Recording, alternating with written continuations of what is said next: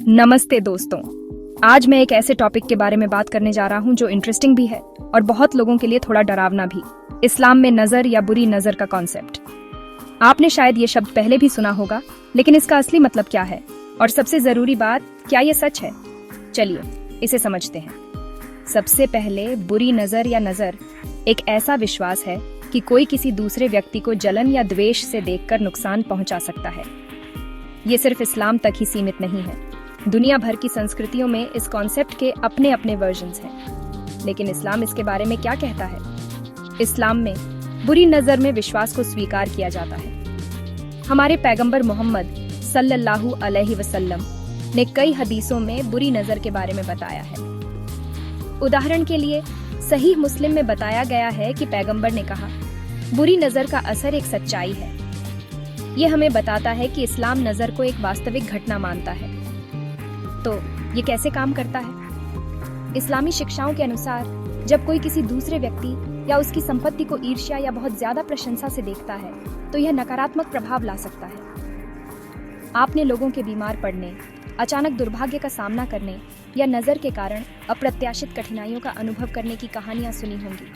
हालांकि ये रहस्यमय लग सकता है, लेकिन कॉन्सेप्ट यह है कि निगाहों के पीछे की ऊर्जा या इरादा हानिकारक तरीकों से प्रकट हो सकती है। अब आप सोच रहे होंगे, आप बुरी नजर से अपनी रक्षा कैसे कर सकते हैं? इस्लाम नजर से बचाव के कई तरीके बताता है। सबसे प्रसिद्ध तरीकों में से एक है कुछ खास दुआएं पढ़ना। उदाहरण के लिए, सूरह अल फलक और सूरह अन्नास अक्सर सुरक्षा के लिए पढ़ी जाती है। पैगंबर मोहम्मद सल्लल्लाहु अलैहि वसल्लम ने आयत उल कुर्सी और सूरह अल बकराह की आखिरी 2 आयतें पढ़ने की भी सिफारिश की है।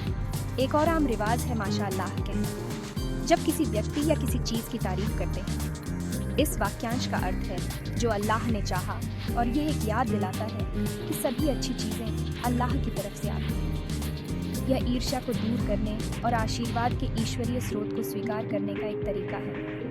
लेकिन सुरक्षा सिर्फ दुआएं पढ़ने के बारे में नहीं है। अल्लाह में मजबूत विश्वास बनाए रखने और उसकी सुरक्षा पर भरोसा करने की भी सिफारिश की जाती है।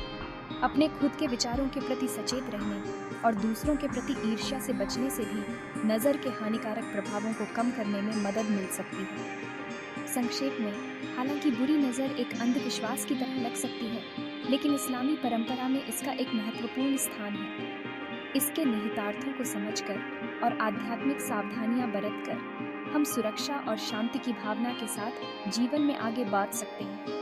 देखने के लिए धन्यवाद। अगर आपको यह वीडियो हेल्पफुल लगा तो इस्लामी शिक्षाओं और जीवन शैली पर और अधिक कंटेंट के लिए लाइक, शेयर और सब्सक्राइब करना न भूलें। अगली बार तक खुश रहें और सुरक्षित रहें। अस्सलाम वालेकुम।